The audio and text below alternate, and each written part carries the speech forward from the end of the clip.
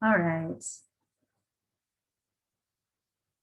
Welcome to all of you. Thank you so much for being here for our first ever issue release reading for our spring 2021 issue. We're really thrilled to get to celebrate the writing in this issue and to kick off Whale Road Review's 6th year of publication with you. If you'd like to see the text on the screen, you can feel free to enlarge the Whale Road Review Zoom screen that's going to include the text of each piece as it's read. And you can also scoot over and hide that screen if you would prefer not to see the text. So feel free to get playful with your Zoom controls. You have the power, so you can manipulate that as you want or need to. And thank you to our managing editor, Riley Breitbarth, who put the slides together and who is running them to make our reading more accessible today. Our first batch of readers features the authors of the pedagogy papers, reviews, and interview from our spring issue.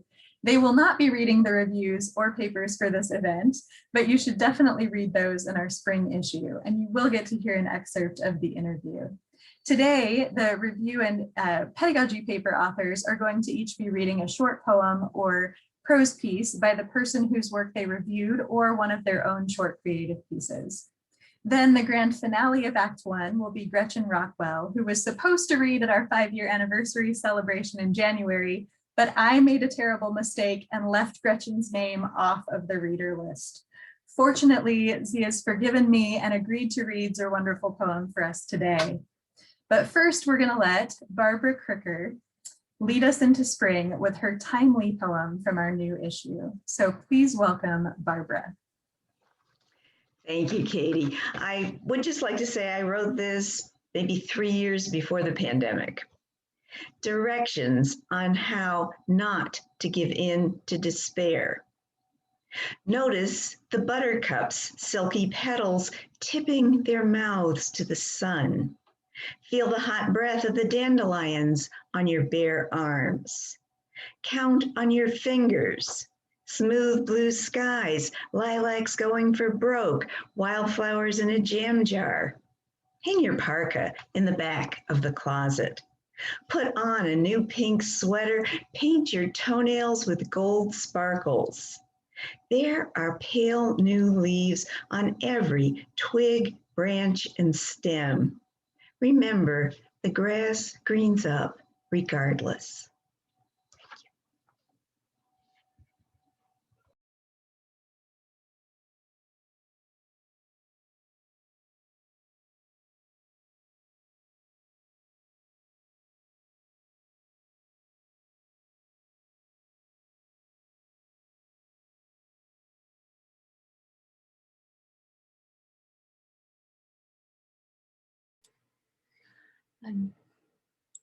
Hi, sorry, I had to step out for just a moment. I hope you haven't waited long. So I wrote a review of this chapbook by Grace Karras, who's a local poet, and I just wanted to share kind of the title poem for the quiet kids who've been told speak up, and it's from her chapbook, Quiet Kid. For the quiet kids who've been told to speak up, remember, thunder doesn't care who hears it. Next time someone tells you to speak up, quiet kid, say, "This is my voice, just like yours. It is a storm. This is no punchline. This is not silence." Remember the days you went without speaking at all, when you wore quiet like a shadow, when you wore quiet like a name, when quiet was your name?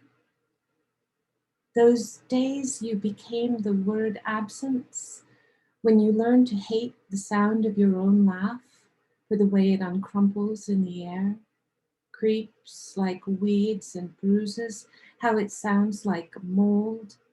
Quiet kid, this is not silence. Next time someone says speak up, ask them, How many people do you know with a voice like lightning? Can you see the fire in my mouth? Can you see how much of me is burning? You know the answer. You know there's no sound in space, and that's still where stars explode. You've always been supernova, quiet kid.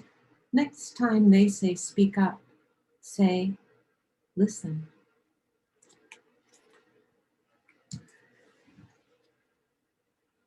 Thank you.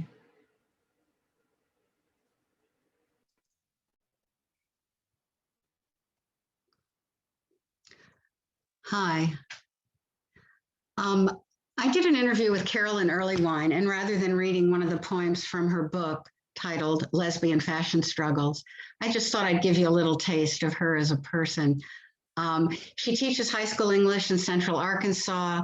She has an MFA from Queen's University. Her book was published by Sibling Rivalry Press, a gay press, in 2020, also in Arkansas. And I just wanted to hear more about how she managed her different parts and pieces of a self. She's a lesbian, married English high school teacher working and living in Arkansas. It seemed like a lot of baggage to live with. And so I asked her some probing questions, and she was really gracious enough to answer.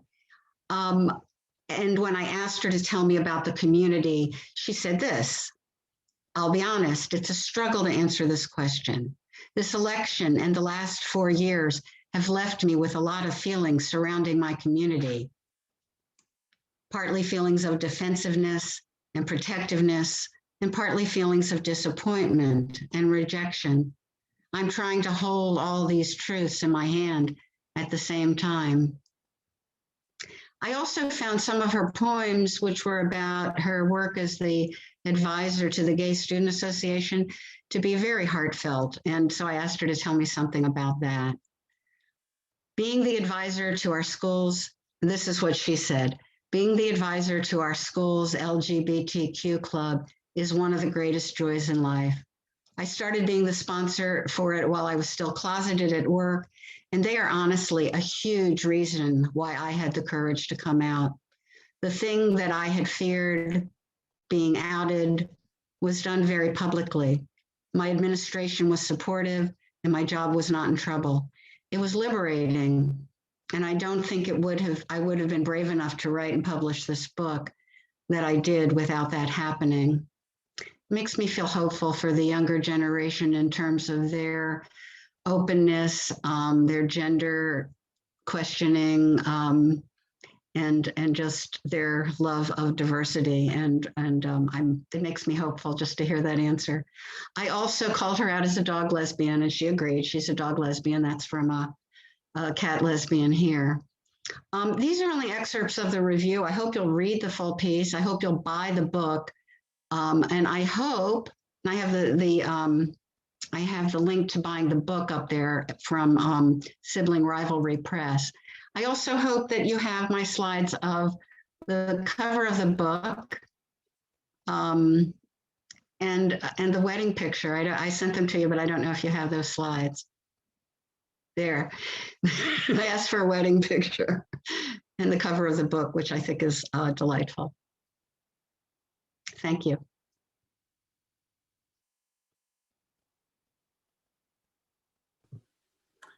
Hi, everyone. Thank you, Katie, for having me. Thank you all for being here.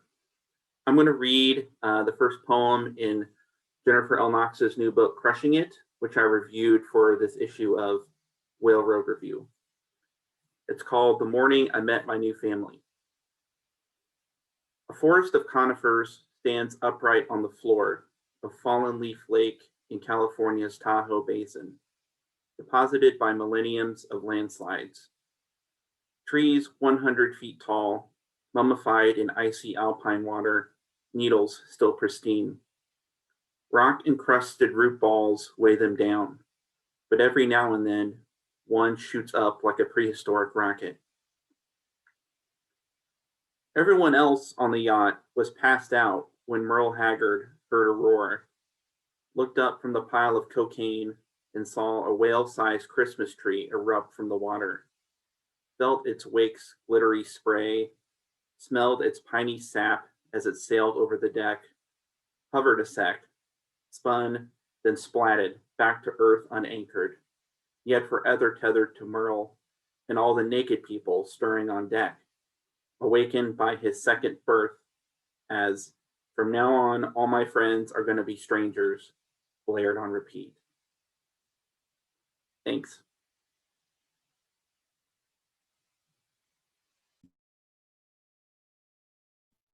Hi. I did a pedagogy paper on teaching online creative writing workshops. And this was published in 101 words.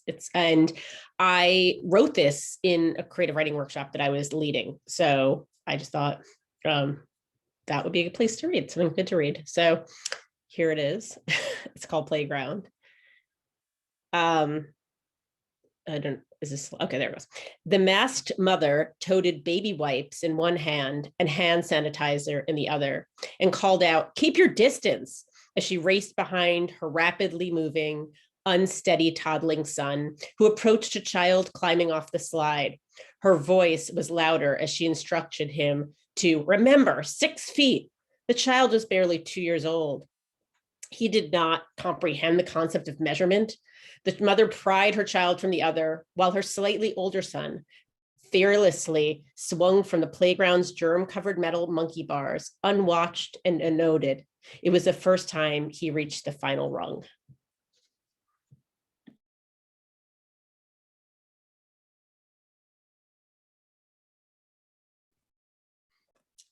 Hi, I'm Jim McLaughlin. I had a review in the issue of a great Frank Morgan collection of poetry, but I also had a book that just came out this last year called The Last Caucus in Iowa, where I saw as many of the presidential candidates coming through Iowa as I could. I got to 21 of them. And then I'm going to just read a brief bit because I talked about some of the caucuses that I've attended and some of the lead up to that. I'm going to read a bit that has to do with the first Barack Obama appearance in the town where I live of Cedar Falls. Okay. It may be hard to remember, but back when Barack Obama began his presidential campaign, he was considered something of a long shot. As a first-term senator who had opposed the war in Iraq, in a country that had never elected a non-white president, there was no sense of inevitability around his candidacy. In fact, he was more curiosity than celebrity when he declared his intention to run for president. The first time Obama came to Cedar Falls in the summer of 2007, he spoke in a downtown park in an open bandshell. Actually, I got that wrong, right next to the open bandshell, I realize now. That day, our then 9-year-old son, Nick, had a dentist appointment within walking distance of the park. It was a nice day, so my wife, Julie, took him to his first political event. There were maybe 100 people there enjoying the nice weather. Obama had brought his whole family, and after introducing them, he said that Malia and Sasha, who must have been around 9 and 6 at the time, had seen their dad give plenty of speeches before, and they were going to go across the park to the local historical society where there was an exhibit on dolls. And then Obama spoke. Now, as you now know, the man can give a speech, but he was still a fairly unknown quantity. Julie was impressed, as was 9-year-old Nick. At the end of the speech, it was announced that people could line up if they'd like to shake hands with Obama. This is what was done in the era before phone selfies became common. Nick asked if he could get in line. Julie looked at her watch. You see, smartphones still weren't quite a thing. No, you have a dentist appointment, she said. You can't be late. But Mom, Nick said, with the earnestness that one would expect from a 9-year-old whose first political experience was seeing Barack Obama speak in his hometown park. He could be president of the United States, and I could shake his hand. Oh, honey, Julie replied, lowering her voice slightly. He doesn't really have a chance of being president. And so they went to the dentist. Needless to say, Nick has never forgiven his mother. In fact, the story comes up every once in a while when we want Nick to take out the garbage or when we cut off his complaints by noting all that has been done for him. Yeah, but I could have met Barack Obama, and you made me go to the dentist. There's not much you can say to that. But the next time Obama came to town, his campaign was in full swing. He spoke to packed gymnasiums, and there would not be another chance for Nick to shake his hand. And I should say he is not traumatized. He went on to work in politics, and my wife becomes a hero later in the chapter, helping out the campaign. But anyways, thanks for letting me read that excerpt.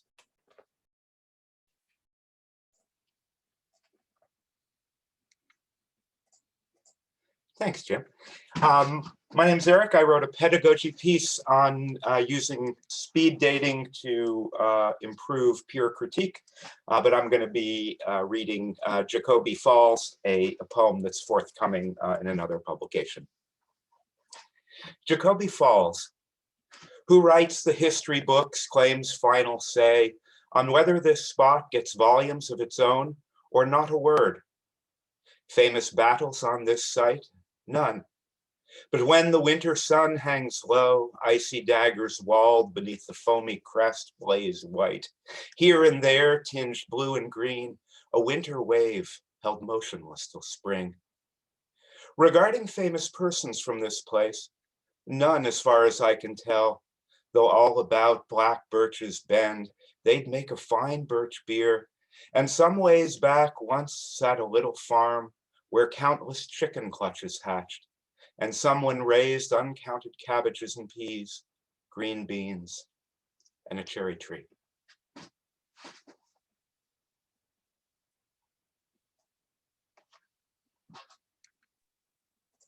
Okay, so I'm going to read my piece, I'm Crying at the Nail Salon, which actually was written pre-pandemic, but you wouldn't be able to tell.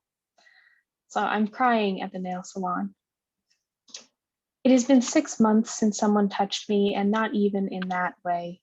I mean, no hugs or handshakes, shoulder taps, back slaps. The tech's hands are warm, and this is the thing that surprises me, that I had forgotten, the heat of another human animal. Fingers move deft and strong along my tendons, stroking with pressure, snapping knuckles, sending zaps of pleasure along where tension saps. It's like a static charge, the storm of electricity holding our atoms together, reacting to the contact. I laugh because I can't help it, even as I wonder what they must think. I am ridiculous, so undone by something so simple. I cannot stop the tears falling, and they hold their own hot comfort, like the towel wrapped around my hands when the massage is done. This is the second manicure of my life, and I know now I have this way to be touched and to touch if I need. The delicate interaction of hands, the brusque motions as a kindness is dispensed.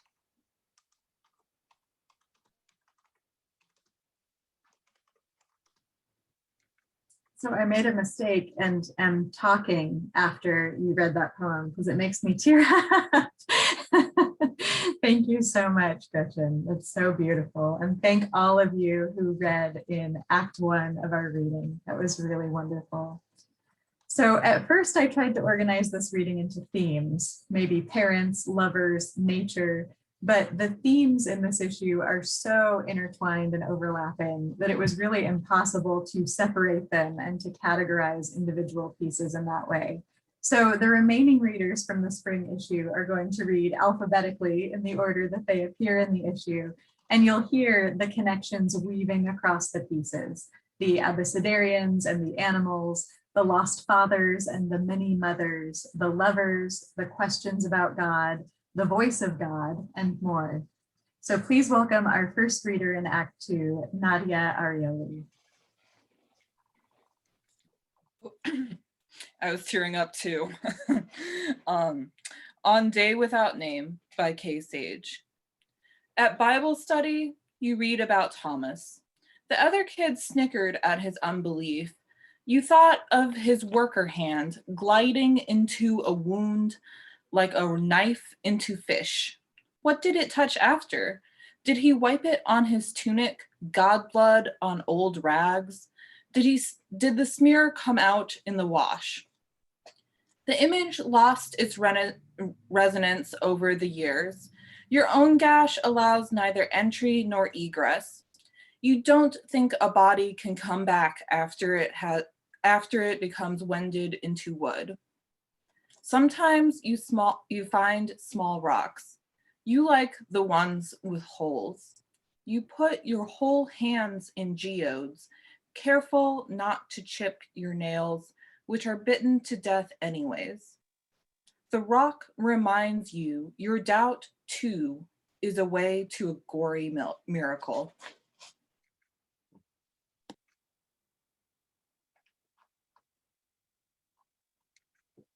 The octagonal dead houses of Ontario. After an attack, alive, a woman searches through dead bodies for a cell phone to call for help. She fumbles through bloodied pockets, broken limbs, aware of the crimson trickling like tears down her own face. Propriety has no place in survival. On another road, in another country, a man has not died. He has not lost a limb, has not felt the pierce of an errant blade. He did not choose another woman to mate with or marry. He chose to leave, to save what was left of his life without her. Here lie the lies we have told ourselves to sugarcoat the past, obscure our choices year after year, each action and inaction, as if this moment were an accident of history and not a monument we helped brick by brick to build. I miss the stench of female ginkgos, forcing me to appreciate plainer air long after I have passed their beautiful rotting. In Ontario, the dead were kept in octagonal houses until the ground thawed, became more welcoming. But we cannot afford to wait for spring.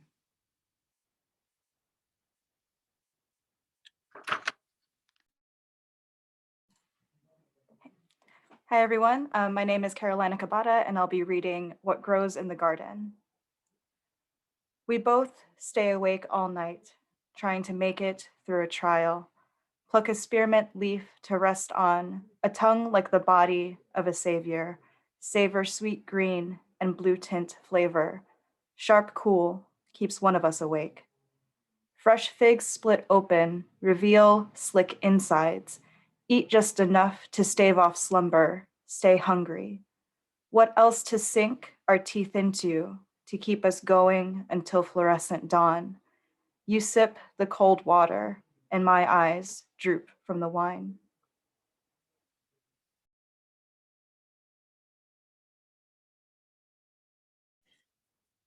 Hi, you guys. So I'm Nikel Davis, and I'm going to read a poem about what I think the penguins at SeaWorld think and feel.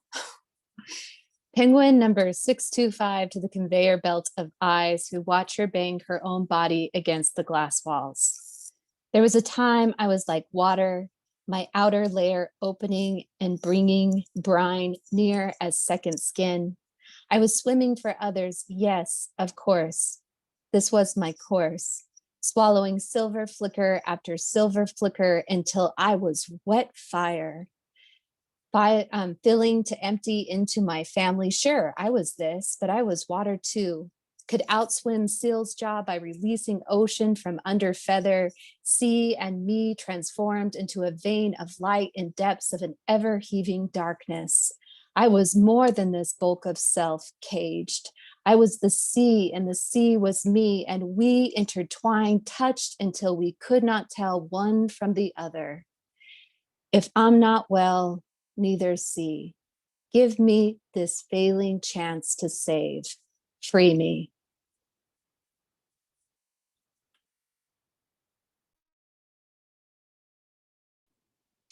Hello, my name is Katie Carnham-Esch, and I'm going to be reading South Rim March. When you open the green lodge door into the thin Arizona air, flakes catch on your eyelashes and hair. You begin to run towards the canyon and notice the weight of your feet, the jagged edges of your breath, and the startling sudden flurry. You are forgiven for whispering to yourself, no, I don't think I can, as you keep shuffling forward anyway. The snow falls faster, which you still can't believe, but the Grand Canyon is a place of weather. Last night, when you drove to the lodge, you saw the white ghosts of snow banked on the sides of the highway. You packed a down jacket and gloves in your carry-on. Yesterday, Phoenix was 80 degrees. You wore a thin dress and sunglasses and ate brunch outside at a farm spread out like a storybook. Around you, kale grew and chickens clucked, and all the women who do not have to grow kale and tend chickens laughed over their huevos rancheros and mimosas. Yesterday, you were one of those fools who thought after brunch you'd drive 200 miles to America's most national park, and then sun would shine down on the 57 Chevys and the station wagons full of children, and everyone would stare at the canyon, then line up for ice cream and laugh. Then you'd put on your hiking boots and walk into the canyon desert. You didn't hear the crack in the earth singing its low, vibrating song. Here is where the world begins. Here is where the world ends. You run towards a pinyon pine with nothing but emptiness behind it. At the rim, you first look out, then down. Oh God. Across the crack in the earth on the north rim, no one waves back. The elevation sucks your breath out of your heaving rib cage, and all you can whisper is, oh God, thank you. The snow falls on your face, on the blacktop path lined with red rock, on the shards in the earth dropping 6,000 feet, on the 6 million years frozen below in stone. Your stomach plunges downward, your emotional body hangs to the side of the canyon like the ponderosa pines. Your brain yawns upward. You try to calculate the math in the geology and fail. All you grasp is that the human world's recoverable history lives in a crust as thick as a single history book. Below that crust plunge millions of years in the Kaibab, Red Wall, Bright Angel Shale, and finally the dark outlines of the Vishnu basement rocks, like a ladder towards the river snaking in the turquoise below. 6 months from now, you will read about a woman the age of your mother who one cold March day walked up to this point on the rim. Snow swirled around her too. Did she look at the aspen and white ash, the red wall, the sun cutting through the snow and landing on the pinnacles? Or did the magnetic pull of the canyon's plunge draw her eyes only downward? She stepped off the trail towards a quiet place on the rim, closed her eyes, or didn't, and jumped. But you look up. You make the sign of a cross and raise your eyes upward and catch the light as it cuts through the snow clouds. 6 million years from now, your body will be turning to fossil and dust, but your ghost will still be running along the rim of this canyon. Meanwhile, snow falls towards the snake of blue water threading through the canyon floor. The shafts of light illuminate into red rainbows in the knobs of stone and the pinnacles both below and all around you. All you can say is God, God, oh God, oh God, like a praise chorus, then finally turn yourself away and begin again to run. Thank you.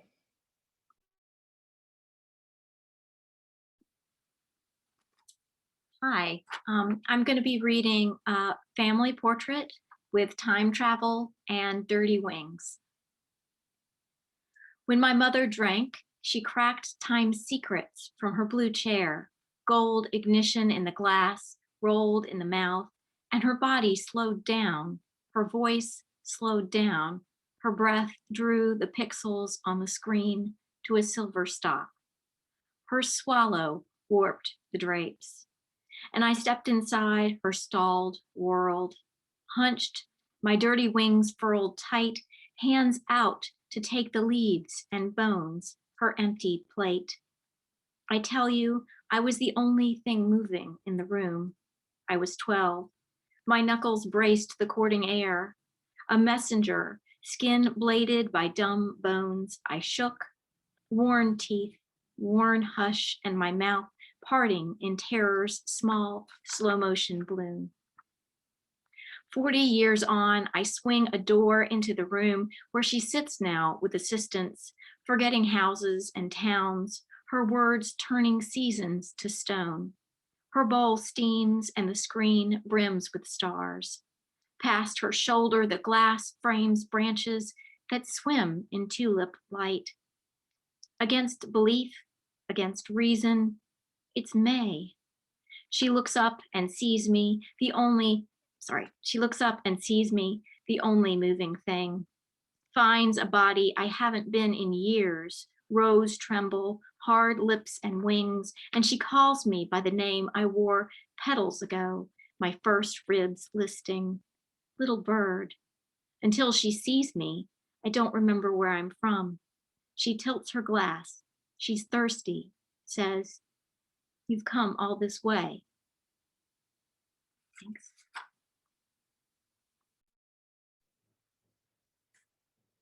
Oh, Sally, thank you so much. That is just such a gorgeous, stunning poem. And all of the pieces in Act 2, wow. I knew that we were going to need a brain break. So stretch, take a deep breath. Whew. Yes, these are good. Thank you so much. I feel like it's such a gift to get to hear you all read. So this is a very brief intermission. It's not like 15 minutes to go get a snack or something. It was just take a breath. But we're going to continue with our final batch of readers from the spring issue. And I want to especially give a shout out to our very last reader, Wei Zheng, who joined us at 3 a.m. from China for this reading. We're so grateful for his poems and for his presence at this event. And now please welcome our next reader, Anna Leahy. So as long as we took an intermission, let's take 3 seconds to thank Katie and Riley. This has been a great reading. So here is Act 3. I'm Anna Leahy. I'm coming to you from Southern California, and I'm reading the poem, "What Happened Was We Worked Alone Together." And this is one of the poems in a series called What Happened Was that uses these 7 repetitions. Each poem uses the 7 repetitions, and it's part of my forthcoming chapbook. What happened was we worked alone together. Typesetting late one night, I flirted with him to see what would happen, to test whether I could seduce. What happened was we went back to his place, his space. We kissed, we fondled. What happened was he excused himself. I sat alone on the couch. I still had my jacket on. I grew bored. I had already proved myself to myself, the proof of being there. What happened was he returned naked. He wore glasses. What happened was maybe I laughed, maybe I rolled my eyes, maybe I said, "You rushed ahead without me." What happened was he got dressed. He said I should leave, or I did. What happened was I found a photo of me on a bulletin board for anyone to see. My face was smashed out with a white sticky print, the size and shape of his thumb.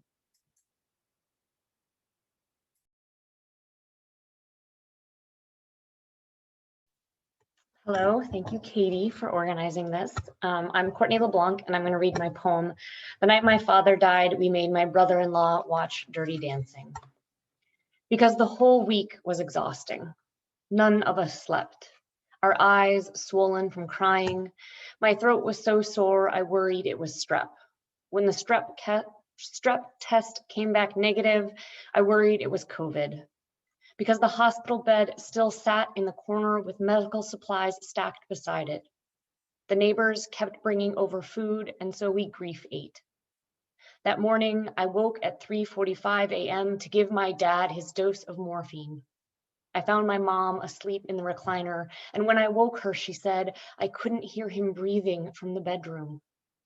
I sent her to bed, tucked the syringe into my dad's cheek, and pushed the plunger slowly, the morphine absorbing because he could no longer swallow. I stayed up till 5 a.m., dozed till 6:30 a.m. when my mom woke me and took over so I could go for a run, because it's hard to cry while running. And when my dad's brothers and sister arrived, I greeted them in the driveway, the day cruelly bright and beautiful. It took his brothers 3 tries to make it into the house, 3 tries to say goodbye. My aunt called my sister by the wrong name, but none of us corrected her. And then my dad's best friend showed up. It took him 30 minutes and 4 cigarettes to gain the courage to hold his hand. And when my dad took his last breath, we didn't realize for a moment he was gone. But no inhale followed, and I couldn't find a pulse. I kept my fingers on his wrist, hoping to feel the tiny blip, but it didn't come. And so that night, my sister and mother and I watched a movie we'd seen a dozen times. We sang along to the soundtrack and laughed when Jim didn't know the plot.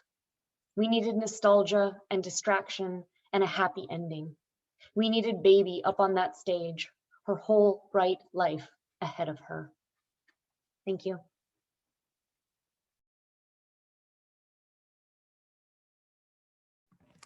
Hi, I'm Marjorie Maddox, and I'm hoping we can also see Karen Elias's image. Great. It's been my joy to work the past year or two and collaborate with photographer Karen Elias. And this collaboration is from our forthcoming collection, Heart Speaks is Spoken For, out from Shantae Arts in the fall, we think. Deconstruction. This is the heart that house built, partitioned, scrubbed, sanitized, dipped twice in what was, once in what will be, if.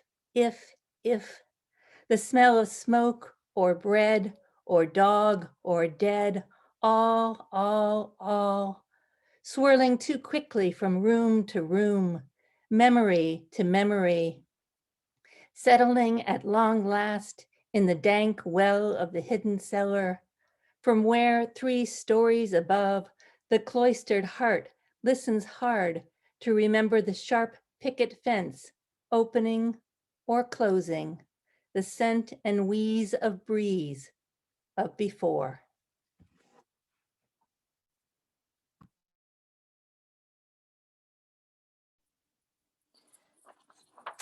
Hi, everyone. I'm reading this abecedarian that I actually wrote last spring. So it's nice that spring is here. And at that point, I was grieving the death of my father which was about we were coming up on a year, still grieving, coming up on 2 years. Abecedarian self-isolation as grief ritual. Airless and dead as the room feels, birds are going mad with song outside. Crocuses, uncaring, are abloom. In the dead of night, I sit bolt upright, seconds before the sirens go off. Each breath feels like a miracle. Father, what wouldn't I give to have you here? Ghosts of conversations we never had continue to haunt these strange spring evenings I spend stringing words together just to make you speak. You believed in Kismet, I know. I only believe in loss. First you, then all meaning. They say there is a reduction in seismic noise these days as we huddle indoors, unmoving. Outside, nature keeps going the way it is supposed to. Perhaps it will do us good, this quiet, those of us who remain anyway. It is helping pandas that were previously sexually inactive made away from prying eyes. The loneliness is what gets me though, living, then dying, unattended, unmourned. This virus has even taken us from our funerary rites. We are denied the cold comfort of our grieving ceremonies. Instead, days slowly spit out Xeroxes of themselves as we are too afraid to breathe on each other, let alone touch. You are not here to calm me, so I muster whatever Zen I can. Inhale these unsettling moments. Exhale. Thank you.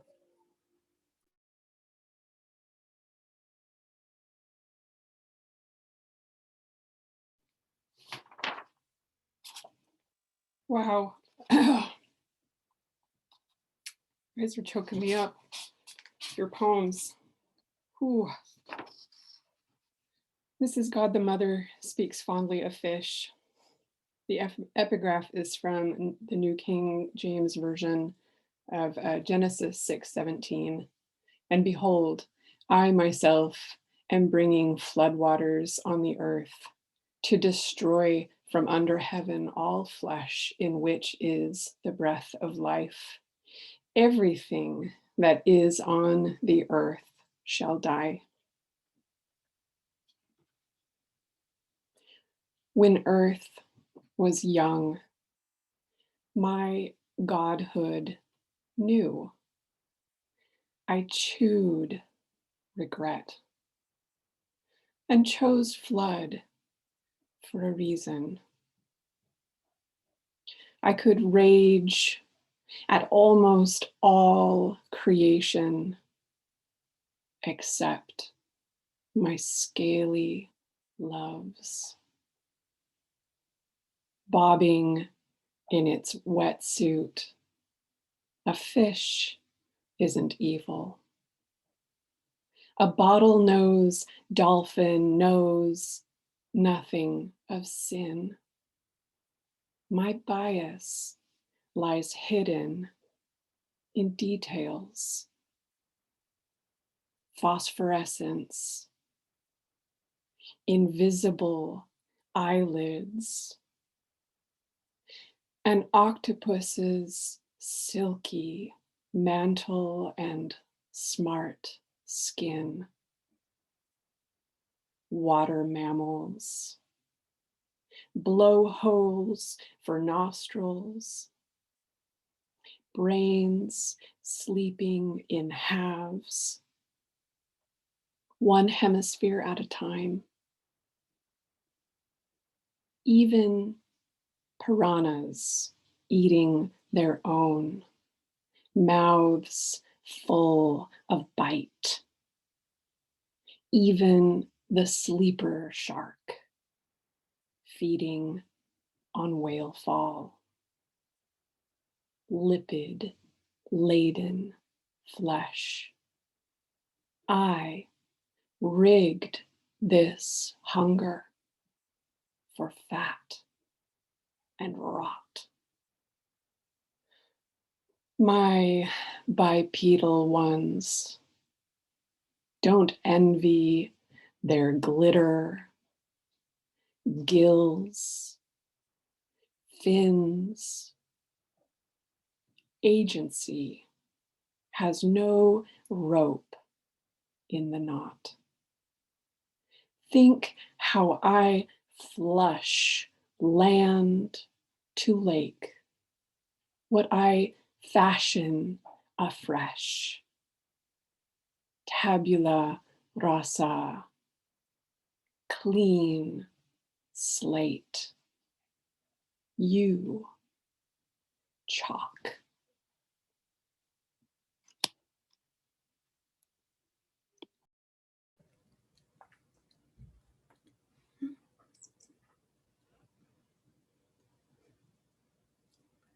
Hi, I'm Michelle Sharp, and I'm reading from Immortal.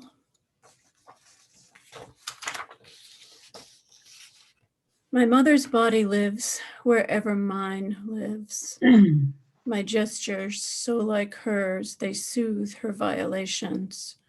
She's still a child, frozen in place by rape, and still romantic. I make sure we see no strangers. She might become distracted by an Elvis song and let someone like my father take her. Her fingers stay linked with mine, even when a hopeful dawn stretches her soul across the clouds. Love travels between us. She leans back, admiring the trellis I've repaired to help our passion vines climb toward light their complicated blossoms need. She leans back, admiring the timid dogs chewing on my hems, who once attached themselves to squeezed shut hearts. She leans back, admiring my wispy hair, which, like everything of mine, is hers, but this time with the years needed to turn silver.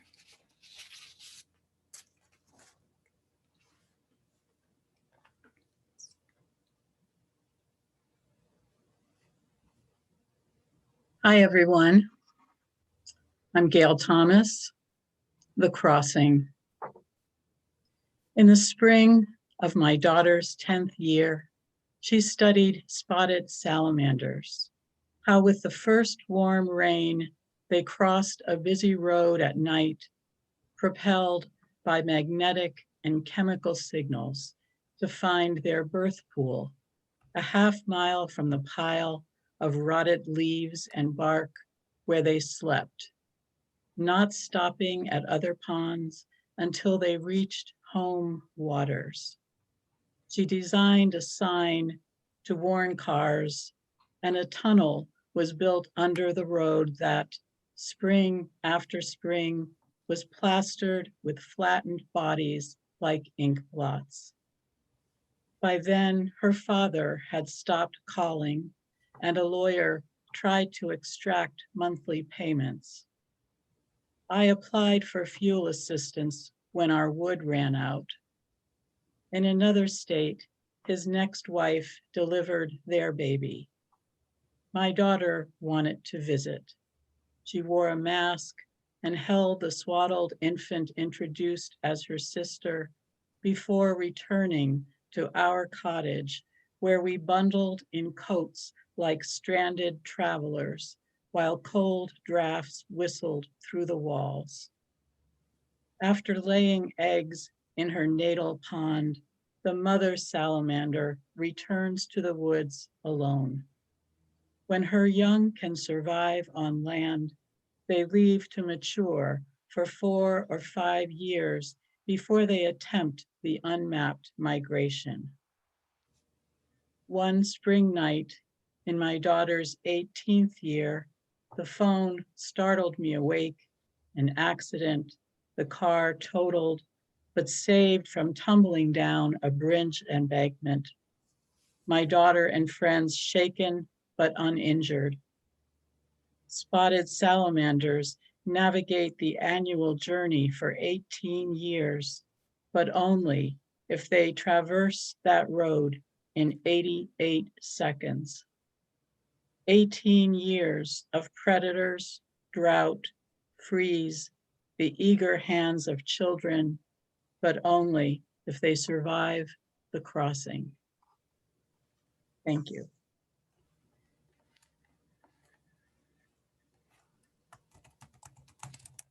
My name is Sunny Brown Wilkinson, and my poem is called, it's also an abecedarian. It's called Alaskan Abecedarian, and it is about a critical summer that I spent in Alaska. Arctic terns pecked the heads of us Temsco girls till we bled, and Jenny wore a helmet to ward them off. Crush of tourists, we turned into boots, jackets, delivered them, baptized in slick winter gear, elephantine, to the helicopters, waiting to carry them over fields of fireweed, those 6-foot spines of flame to glaciers. From the air, the ocean, sky, and mountains made hemorrhages of blue, and the cavernous azure ice leaked into lakes. The night we skinny dipped in it, jolt to the core, then huddled around the fire, kicking driftwood into the heat, I lived deeper in my bones than I had before. And when Maddie asked our biggest fear before we fell asleep under noonday light at 2 a.m., I finally opened the door. That God in his eccentric panoply of creatures had forgotten my face. Quiet desperation of my breath. But in the morning, rising to endless light and water, I heard again the sound a soul makes when it's filled, a gentle tenor in the blood, It came and came in unlikely ways, like the day my favorite pilot called each view vignette of blue or green, told me in his 20s he worked in Hollywood, built the set for Xanadu, that film where Olivia Newton-John, forever young and free, roller skates into ecstasy. Like a wild zephyr, love comes to her and me and me. Hello, my name is Sarah Yang, and this is my poem, Mother Tongue. Thank you to Whale Road Review so much for believing in this piece, and to you all for being here. Mother Tongue. 4 in the morning, and as always, waltz of the flowers rings throughout the hallway. My grandmother's ringtone from my grandfather. I listen as his gauzed voice limps towards her, waiting for my grandmother to snip off any frayed strands. You know that our children are the only crimes we can commit to now, she reminds him. Even then, I still imagine my grandfather as the tiger's head mounted on the wall in his own apartment, its regal body waiting backstage of the past tense like an understudy. My grandmother, who polishes his fangs with her blue and gray checkered apron, who lives on her own, but this is how love is supposed to go, sleeping in different chambers of the heart. And yes, he had other lovers despite her. His hands, lessoned from being gorged on by a gust of girls. My grandfather asks for forgiveness by feasting on my grandmother's food, pleads for seconds, a second chance at fullness. He peels the wallpaper off from the inside of every mackerel he devours, bursts its heartbeat into a doorbell.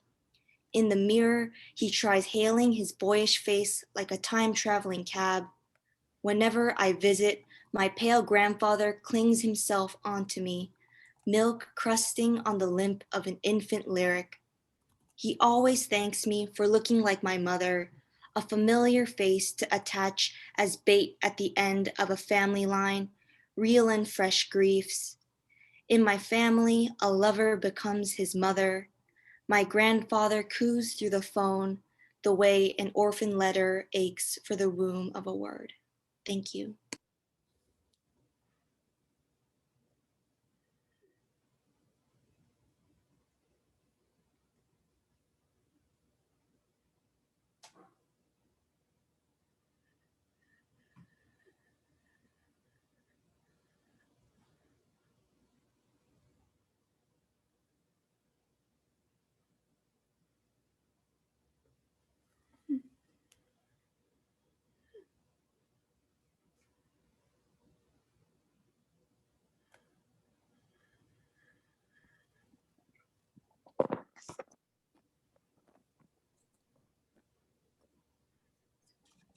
Hello, everybody. This is Wei Zhen from Jinzhou, Hubei Province, China. I'm honored to be with you today. Special thanks to Kitty for hosting this warm gathering. The 2 poems I will be reading belong to my island pentalogy, dedicated to my parents. I feel lucky that every piece of the pentalogy has found its home in America.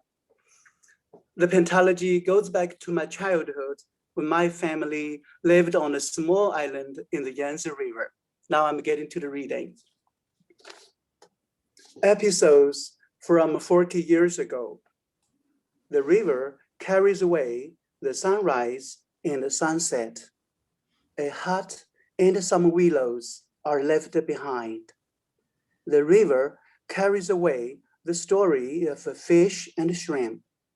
An empty net and some pebbles are left behind. I look up at the roof of the hut. Not a single snowflake of last year is left on the tile. Only a wandering cloud is daydreaming. What's it like, blossoming as an eggplant does? Bees spray sunshine over my yellow-skinned face as I teach a yellow cucumber flower to sing. Mom's been holding a gourd ladle since morning. She ladles water from the river to the garden. She keeps ladling water all day long, and also ladles out messages from Dad, I guess. As a gardener, Mom loves her flowers with soul. I'm sure she loves me better in the twilight. A sunset glow with red lips smiles. That smile is one that no gardener cultivates. Stars have borrowed the little hands from dews. They knock at the door of the reclusive jasmine. A meteor writes a big exclamation point in the sky. It announces the bedtime for the moon. During the day, I've waited for Dad in vain. I shall continue to wait in my dream. Broken promise. When I was 5 years old, I lived on an isle in the Yangtze River. Not far from my home was a small fair. The river looked like a scarf as it ran by my door. I caught not the scarf in the wind, but the hustle and bustle across the river. Mom had made hot steam bombs to sell in the fair. I waited on the bank of the aisle for her return. The wind blew my lips, making them dry and cracked. I moistened them with my tongue. The wind blew my feet, making them ache with cold. I warmed them by stamping hard on the ground. The candy Mom promised never grew little feet and ran to the bank of my mouth in the end. All I saw was a big bag of rice carried on Mom's shoulder. That's our food for a whole month. Mom had forgotten her promise to buy me candy. On her face, there was no trace of guilt, only mirth rimmed with tiredness. Thank you.